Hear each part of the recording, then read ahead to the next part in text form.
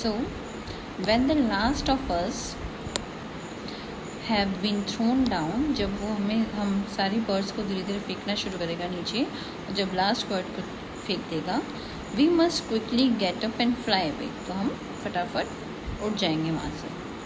In the morning the hunter came to the tree and climbed up. He looked at the geese in the net. जब वो ऊपर आया उसने देखा net में ट्री बर्ड्स को, तो तो वो लोग एक्टिंग करने लगे, प्रिटेंड करने लगे that they are dead. They are all dead, he muttered to himself. Muttered करना मतलब बड़बड़ाना.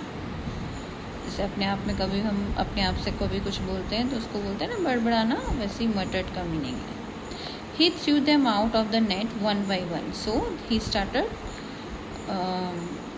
throwing them out one by one. The birds lay still until the last one has been thrown down. और जब तक कि उसने last bird को नहीं फेंका तब तक सारी बर्ड्स चुपचाप प्रिटेंड करने लगी that they are dead. Then all at once they got up, flapped their wings. Flap means wings को move करना up and down, and flew away. The hunter was taken by surprise. From the top of the tree he watched all the geese fly away.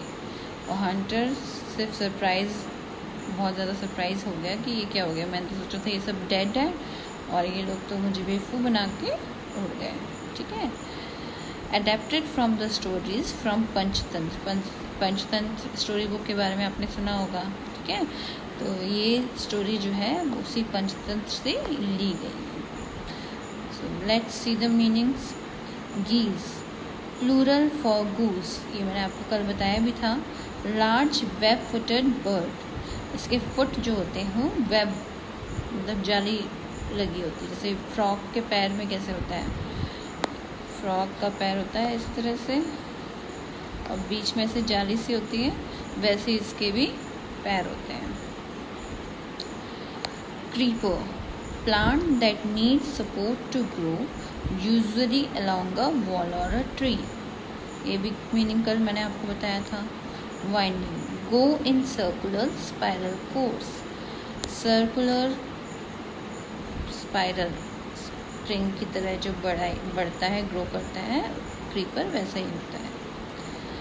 Muttered, spoke in low tone, धीरे आवाज़ में बात करना. Flapped, move wings up and down. Okay, so हमने आपका ये lesson complete कर लिया है.